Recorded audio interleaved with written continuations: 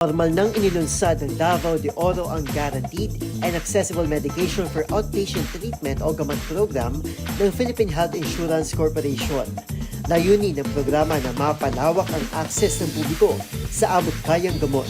Sa ilalim ng programa, maaaring makinabang ang mga miyembro ng PhilHealth sa 75 uri ng outpatient medicines na irereseta ng mga partner at accredited yakap clinic providers na may hanggang 20,000 pesos na coverage limit kada taon. Ayon kay Davao de Oro Governor Raul Mabanglo, malaking tulong ang programa para mapagaan ang gastusing pangkalusugan ng mga residente ng lalawigan, lalo na sa gitna ng patuloy na pagsipa ng presyo ng krudo. Si Mabanglo ang unang sumalang at nagpakita ng proseso ng gamot program mula konsultasyon hanggang sa pagkuha ng gamot. Dumalo rin sa seremonya ang mga opisyal mula sa Department of Health at lokal na pamahalaan.